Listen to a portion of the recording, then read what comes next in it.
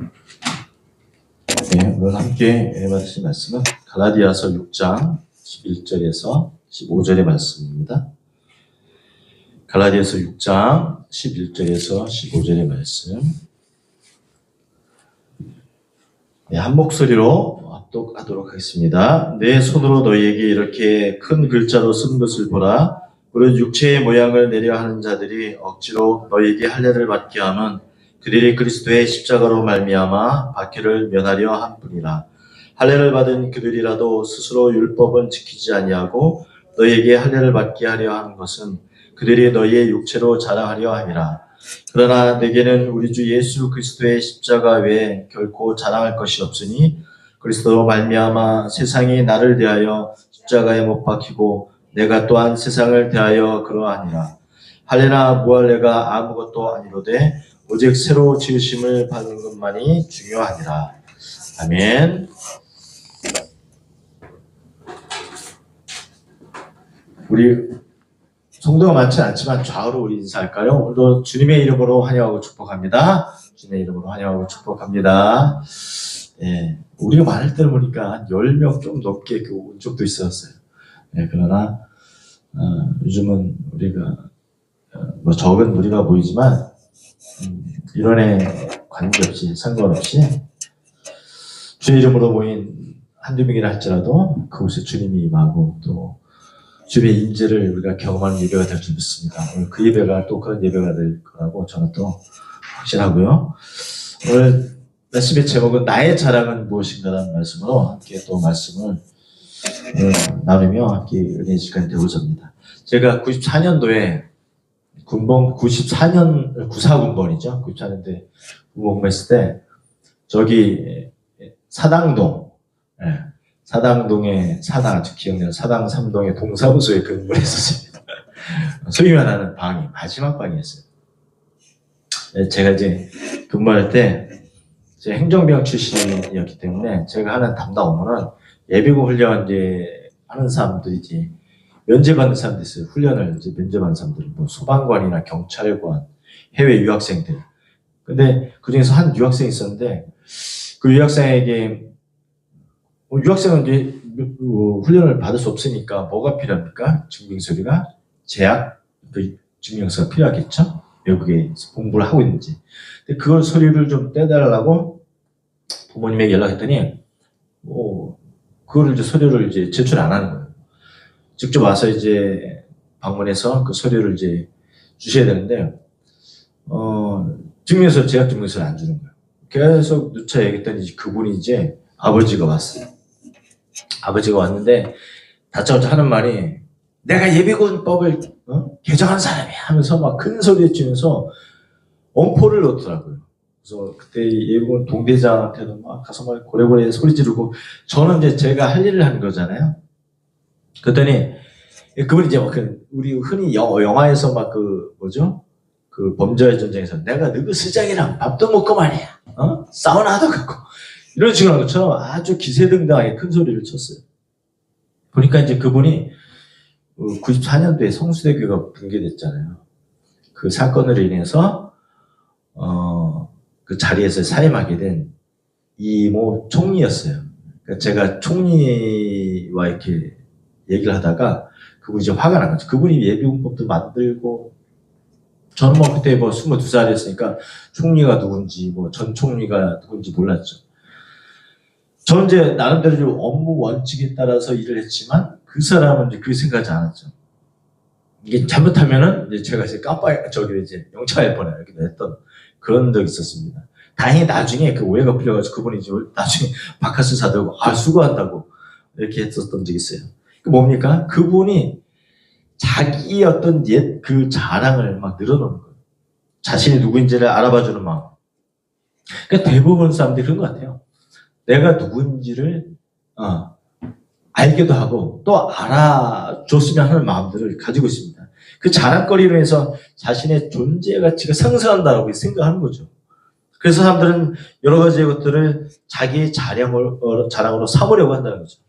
물질이 있고요. 또 뭐 재력, 명예, 학력, 인기 등으로 자신을 높이려고 한다는 사실이죠. 한 10여 년 됐지만 영화 그 내부자들 혹시 보셨습니까? 이병헌 나오는? 거기 보면 사회 지도층들의 권력의 부패를 다룬 영화잖아요. 근데 그 어떤 장면이냐면 정치인들과 또 기업인들이 한자리에서 이렇게 술자리를 갖는 가운데서 이런 대사를 합니다. 어떻게 보면 정경유착이죠. 정치인들과 또 기업인들이 이렇게 모여서 얘기하는 부분들이 뭐냐면 이래서 인간들은 더도 말고 덜도 말고 딱 굶어 죽지 않고 살도록 해줘야 정신 차린다. 딴 생각은 안 한다는 거죠. 그러면서 권력욕, 명예욕, 성욕 이것이 사람을 젊게 만드는 거야.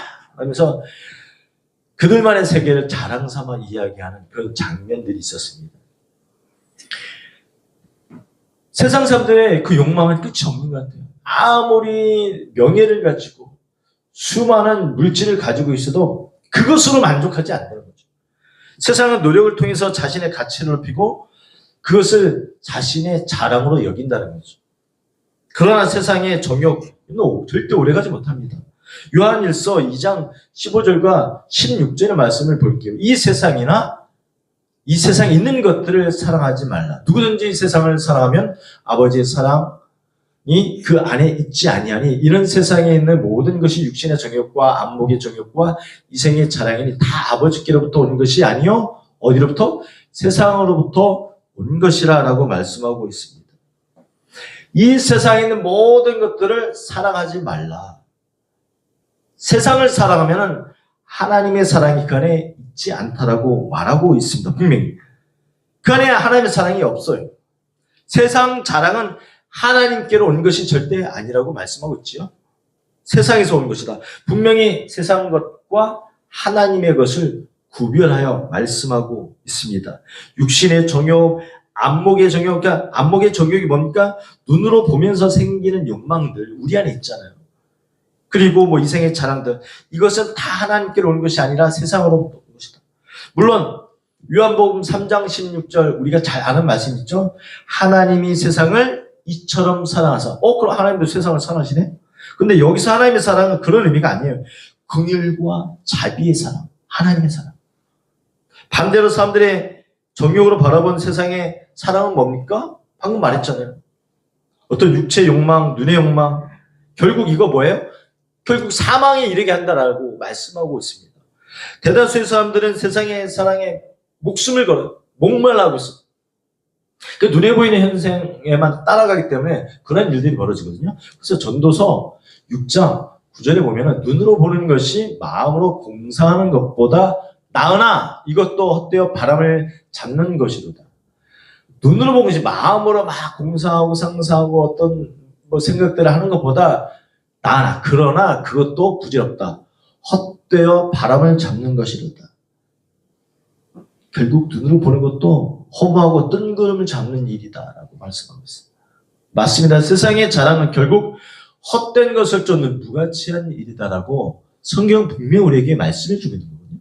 그럼에도 세상 사람들은 세상의 욕망을 따라가고 또 자랑을 동원하고 그렇게 살고 싶어 한다는 거죠.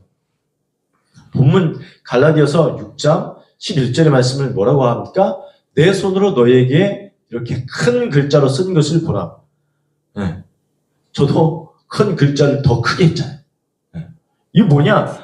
왜 사도 바울이 이렇게 근데 당시 바울은요, 사도 바울이 13개의 서신서를 썼어요. 히브리서 빼고.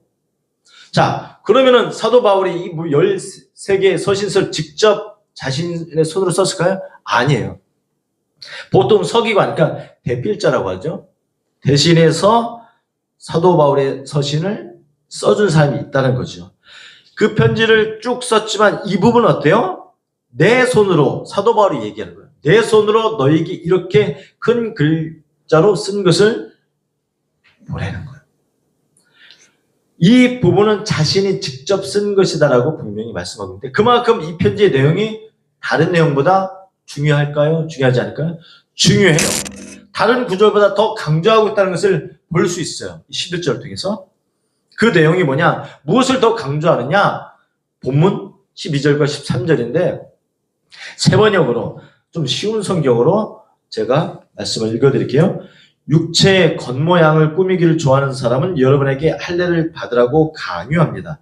그것은 그들이 그리스도의 십자가 때문에 받는 박해를 멸하고자 하는 것입니다. 할례를 받는 사람들 스스로도 율법을 지키지 않으면서 여러분에게 할례를 받게 하려는 것은 여러분의 육체를 이용하여 자랑하려는 것입니다. 라고 말씀하고 있어요. 본문 12절, 13절은 사도 바울이 당시 그 교회 안에 거짓 교사들이 실존하고 있었던 거예요. 실제. 그래서 그들의 거짓 교사들의 실체를 날카롭게 드러내고자 하는 말씀이었어요. 12절에 뭐라고 나와 있습니까? 빨간 것이 육체의 겉모양. 13절에는 육체를 이용한 자랑을 하고 있어요. 사람들에게 잘 보이려는 신앙생활을 지적을 하고 있어요. 그러니까 겉모습, 눈으로만 보여지는 신앙생활. 즉 행위 중심의 신앙생활을 조심하라고 사도 바울이 지금 경고하고 있거든요. 한마디로 육체를 자랑하지 말라라고 말씀하고 있어요. 바울이 이 말을 할 때 그의 마음에 든 육체의 자랑이라는 것은 뭐냐면 당시 유대주의자들, 이 할례당이 있어요. 이 유대주의자들이 몸에 할례를 행하고 그것을 두고 자랑한 것을 말하는 거예요. 할례가 뭡니까? 지금으로 말하면 이제 남자들이 복용 수술을 할례라고 하잖아요. 서로 자랑하는 거예요. 야, 나는 몇 명을 할례 받게 했는데 너는 몇 명을 할례 받게 했어? 지금으로 하면 전도 같은 거예요. 할례를 받게 하는 거예요. 유대주의자들이요, 이 갈라디아 교회에 들어서 이 갈라디아 교인들에게 할례를 강요해요. 근데 그 이유와 동기가 뭘까? 몇 가지로 말씀드릴게요. 자, 첫 번째는 뭐냐? 박해를 피하기 위해서 이 갈라디아 교인들에게 할례를 막 강요합니다. 뭐냐면 당시 할례를 하면요, 유대교인으로 인식해서 예수 믿는 사람을 핍박하지 않았어요. 그 당시 예수님을 믿는 사람들은 핍박당했거든요. 근데 할례를 하면은 그 전에 이제 구약의 율법을 따르는 사람들이기 때문에 너 유대교야? 그래. 너는 패스 통과. 이런다는 거예요. 그게 6장 12절에 나와 있거든요. 뭐라고 나오냐면 그리스도의 십자가로 말미암아 박해를 면하려 할 뿐이라. 이게 그 말인 거예요. 두 번째는 외적인 신앙 모습, 이 체면을 유지하기 위해서 할례를 강요합니다. 하나님보다 사람 앞에서 보이는 그 종교적 모습에 더 집착한다. 그래서 6장 12절에도 이런 말씀 있죠. 육체의 모양을 내려 하는 자들이 바로 이것을 뜻하고 있습니다. 세 번째는 자기 자랑과 또 공로를 쌓기 위해서. 야, 내가 이렇게 해서 많은 사람들에게 할례를 받게 했어. 는 자기 과시를 지금 드러내고 있어요. 역시 6장 13절에 너에게 할례를 받게 하려 하는 것은 그들의 육체로 자랑하려 함이라. 이게 바로 그 뜻입니다. 이런 것들로 인해서 유대주의자들이 육체의 자랑을 우선시하는 문제를 낳게 되었어요, 당시. 얼굴이요, 엄청 잘생긴 미남 목사님이 있었어요. 너무 잘생겨가지고, 주위 사람들이 그렇게 얘기해요. 목사님은 정말 얼굴이 너무 잘생겨가지고, 목회에 큰 도움이 되겠어요. 사역하는데 큰 도움이 되겠어요. 라고 목사님의 지인이 얘기합니다. 근데 목사님은 그 반대로 얘기하는 거예요. 용모가 잘생겼다는 것은 목회에 절대 도움이 되지 않는다는 거죠. 오히려 여성 성도들이 목사님을 목사로 봐야 되는데 자꾸 뭘로 봐요? 남자로 본다는 거죠. 그래서 그 목사님에게 있어서 얼굴이 막 잘생긴 것은 큰 고민이고 오히려 목회에 방해가 된다고 생각해요. 여러분들 볼 때 저는 뭐예요? 목회 방해가 절대 안 될 거예요. 네. 여러분 절대 염려하지 않아도 돼요. 네. 우스갯소리로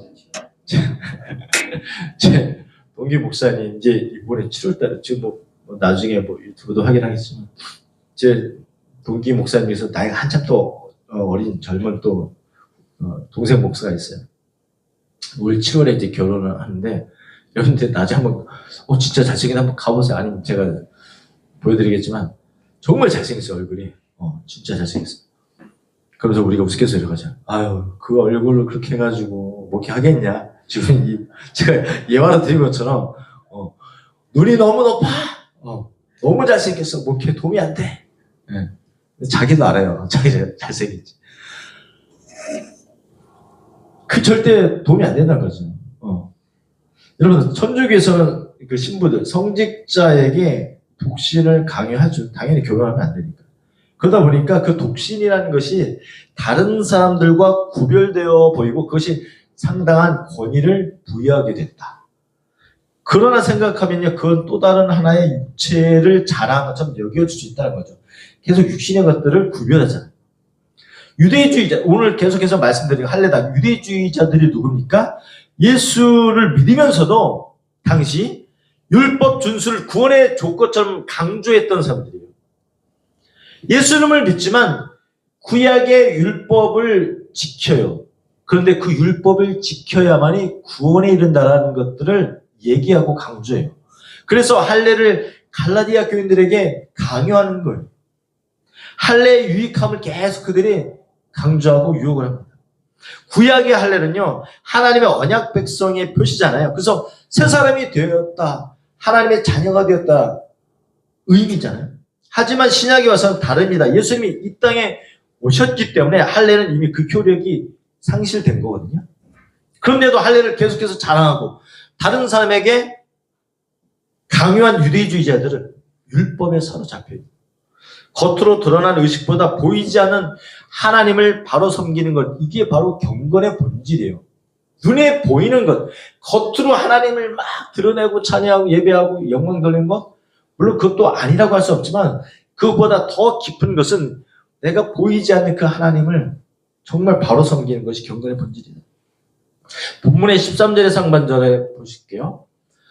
할례를 받은 그들이라도 스스로 율법은 지키지 아니하거라고 말하고 있습니다. 바울이 얘기하는데요. 유대주의자들은 외형적으로는 율법을 열심히 지키려고 노력은 해요. 그러나 바울의 관점에서 볼 때 뭡니까? 그들은 진정한 율법의 의미에서 벗어나고 있다라고 말하고 있습니다. 즉 유대주의자들의 정체성이 뭐냐면 새 창조에 반대되는 삶을 자꾸 살아요. 자꾸 옛 것을 따라, 옛 구습을 따라가고 있다는 거죠.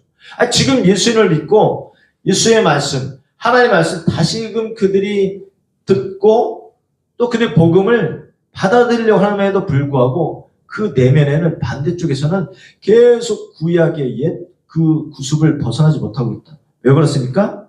하나님은 예수님을 통해서 구원의 길을 예비하셨잖아요. 그러나 유대주의자들은 아까도 말씀드렸어요. 모세 율법 안에 구원이 있다. 모세 그 율법을 따라야만, 지켜야만 구원을 받을 수 있다라고 자꾸 생각하고 있어요. 그러니까 이것을 바울이 알았어요. 그렇기 때문에 유혹에 빠지려는 갈라디아 교인들에게 계속 당부하는 거예요. 그 유혹에 빠지지 마라. 우리 인간은 누구나 자신을 높이고 자랑하고 싶어 합니다. 아까 서두에서도 말씀드렸습니다만 본능이에요, 본능. 근데 우리가 무익한 자랑이 되어서는 안 된다. 무익한 자랑. 의미가 없는 자랑이 돼서는 안 된다는 거죠. 유익한 자랑이 무엇인지 우리가 분별하는 것이 상당히 필요합니다. 제가 가끔 말씀드렸습니다만 제가 이제 고3 때 이제 연기자를 한다고 이제 설쳤죠.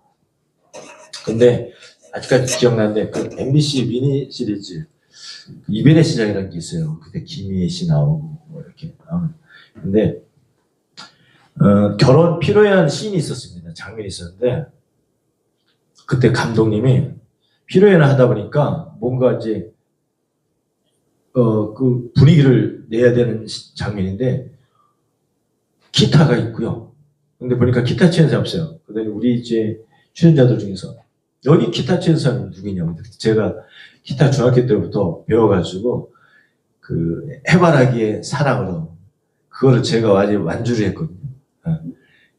그래서 제가 그때 되게 내성적인데 무슨 용기인지 몰라도 제가 손을 들었어요. 제가 기타 칠 줄 안다고. 근데 딱 맞잖아. 피로연에 내가 살아가는 도 딱인 거야. 그래서 제가 딱 돌리라고 하거든요. 카메라 앵글에서 쭉 이렇게 레일이 쫙 깔려있는데 그 안에 센터에 저를 앉히더라고요. 그러면서 카메라가 이제 쫙 도는 거예요. 300에서 쫙 돌면서. 그럼 제가 기타를 치면서 막 노래하고 옆에 사람들 막 분위기 막 높이고 그때 그 주인공이 음정이라는 배우였는데 지금은 잘 활동 안 하지만 그 장면을 막 찍습니다. 근데 그 전에 제가 학교에서도 제가 연기한다는 걸 다 알았어요. 고등학교 때. 제가 다 언제 이렇게 그 촬영을 다 하고. 근데 저는 이제 꿈이 부풀었어요. 야, 이제 스타다. 이젠 떴다. 누가 봐도 저한테 카메라 초점 다 포커스 맞춰서 촬영이 되니까 너무 좋았어요. 그래서 제가 그 촬영이 다 끝난 다음에 학교에서 막 온갖 자랑질 다 여기저기서 뭐 교회에서도 마찬가지고 제 친구 가족들 심지어 학교에 막 교사들한테도 선생들한테도 뭐 아이들한테 친구들한테도 다 얘기했습니다. 물론 우리 뒤에 아내도 알고 있었는데 그런데 수목 드라마였어요. 그래서 나중에 언제 방영이 된다. 근데 계속 TV 앞에서 가족들을 있고 기다렸어요. 9시가 넘어서.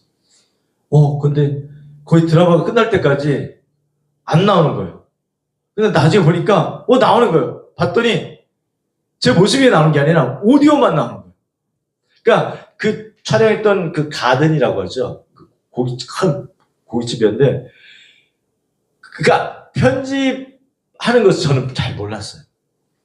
촬영하면 그게 거의 다 이제 나온다라고 생각했는데 기본적으로 좀 잘 알잖아요. 이제 편집들 많이 하니까 필요 없는 거 다 카트 잘라버리는데 목소리만 나온 거예요. 그리고 제 모습 한 컷도 안 나왔지. 나중에 학교 가니까 저는 거의 뭐 맞아 죽을 뻔했죠. 말도 안 되는 그런 자랑질을 해가지고 엄청나게 제가 창피했고 처음에 순수하게 얘기했던 부분들이 자꾸 욕심이 생기니까 실제 있었던 것보다 더 포장하게 되는, 더 자랑하게 되는.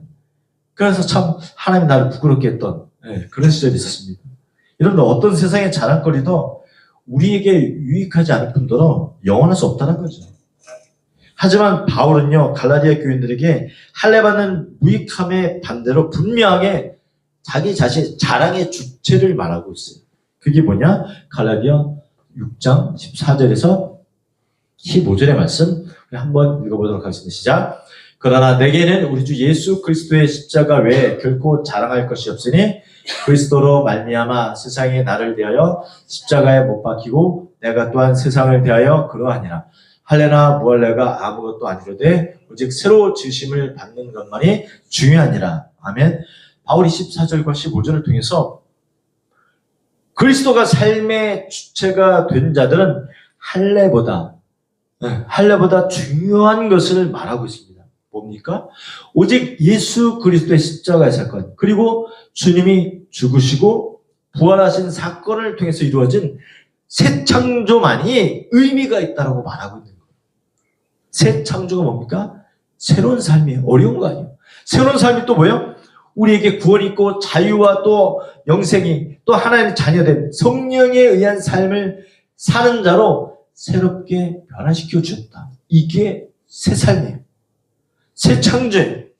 바울은 갈라디아 교인들에게 너희들은 그리스도의 그 십자가 사건 통해서 이제 새로운 신분에 합당한 삶을 살아라 라고 권면하고 있습니다. 그러니까 너희들이 예수님을 믿지만 예전의 것을 따라가지 말고 예수님의 십자가 사건을 그것 통해서 이제는 새로운 그 예수님을 믿는 자로서의 합당한 신분, 삶을 살아라 라고 말하고 있습니다. 그런데 그렇게 바울이 얘기함에도 불구하고 갈라디아 교인들 문제가 있었어요. 아직도 새 창조가 아닌 옛세계, 옛사람에 속해 있다는 거죠. 지난 것을 자꾸 미련둬요. 그래서 바울이요 복음을 통해서 충만함을 누리고 이미 모든 문제가 이미 다 해결되었다는 것을 계속 말하고 있는데 갈라디아서 3장에서 그 증거들을 말씀하고 있는데 제가 말씀 읽어드리겠습니다만 3장 2절 5절에 보면 성령을 선물로 받은 것을 말하고 있고요. 그러니까 그 증거들을 말하고 있어요. 두 번째는 26절에도 이미 하나님의 자녀가 되었다라고도 말씀하고 있고 27절과 29절에는 이미 그리스도의 사람이 되었다. 또 29절에는 이미 아브라함의 자손이 되었다. 즉 하나님의 자녀의 정체성을 사도 바울이 계속 얘기해요. 그럼에도 불구하고 갈라디아 교인들이 자꾸 옛 것을 따라간다. 옛 삶을 살려고 자꾸 하기 때문에 예수님의 십자가 사건을 무효하려고 하는 거예요. 자꾸 갈라디아 교인들이. 바울은요 자신이 예수님의 십자가 외에는 결코 자랑할 것이 없다라고 고백합니다. 놀라운 고백이에요. 근데 이게 쉬운 고백이 아니에요. 그냥 말뿐인 고백이 아니었어요. 사도 바울. 당시 로마 사회에서 십자가 처형은 반역자나 노예에게 부과되는 사형제도였어요. 악질 중에 악질, 죄인, 법인들이 마지막에 받는 사형제도가 십자가 사건, 사형제도였어요. 그러니까 십자가는 실패, 또 저주의 상징이었어요. 우리가 지금 십자가면 예수 그리스도를 떠오르는데, 예수님의 보혈을 떠오르는데 그 당시는 아니었다는 거예요. 십자가, 저주. 십자가는 죽음, 실패. 그런데 이러한 십자가를 어떻게 자랑할 수가 있습니까? 2000년 전에 바울. 그런데도 바울은 그 십자가만을 자랑하겠다라고 고백을 해요. 자신에게 어떻게 보면 치명적인 위협을 줄 수 있는 게 십자가였어요. 그러나 바울의 사명은 더욱 분명했습니다. 사도행전 20장 24절인데요. 내가 달려갈 길과 주 예수께 받은 사명 곧 하나님의 은혜의 복음을 증언하는 일을 마치려면은 나의 생명조차 조금 더 귀한 것으로 여기지 아니하겠다라고 고백합니다. 저는 제 사역의 모토의 말씀이 사도행전 20장 24절 이 말씀이거든요.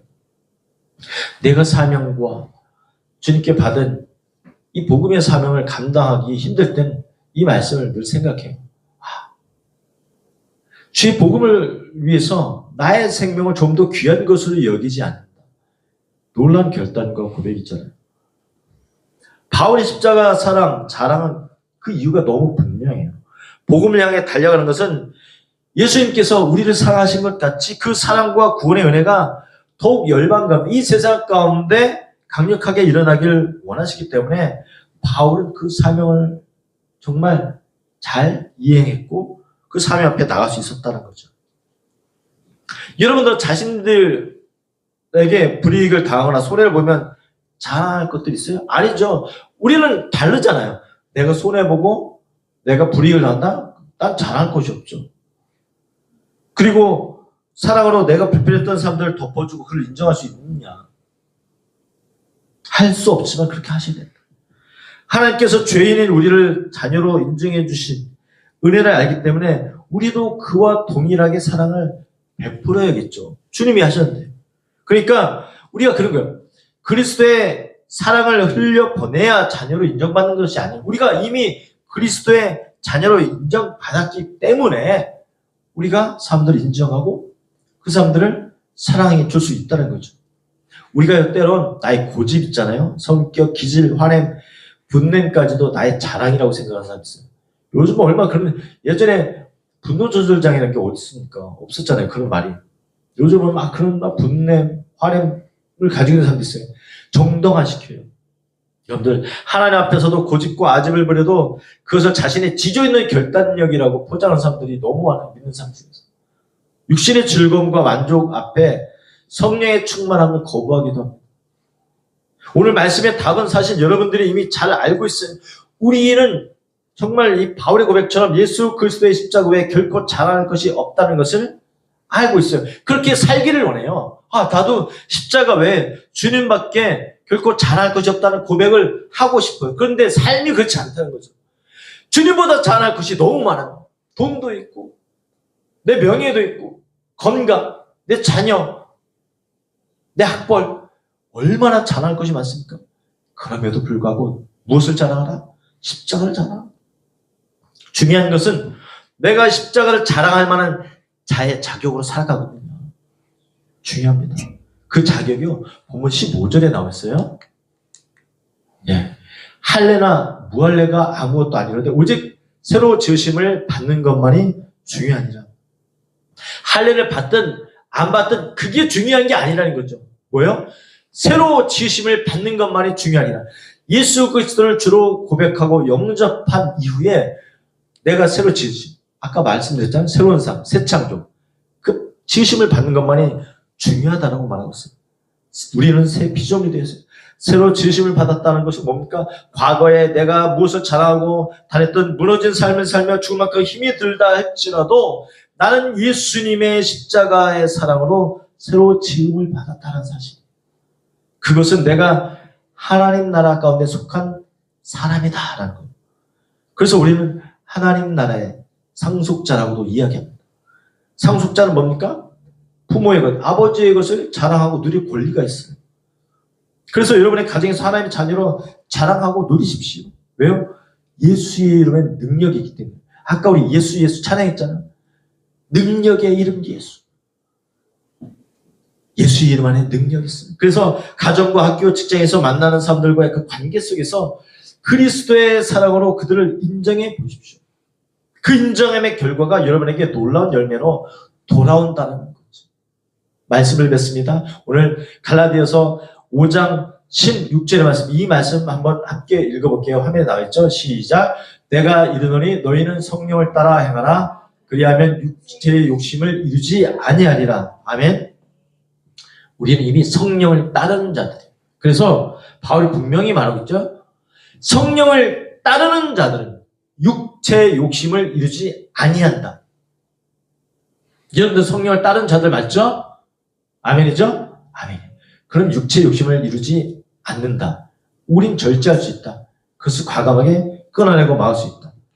성령에 속한 자로 충만함을 누리면서 주께서 베푸신 그 새로운 변화 앞에 당당히 서시길 바랍니다. 그래서 우리의 자랑은요, 세상에 아니라 예수님 되심을 기억하시고 한 주도 정말 예수의 흔적이 여러분의 삶에서 묻어나는 그 은혜의 시간이 되기를 주의 이름으로 축복합니다. 아멘. 기도하겠습니다.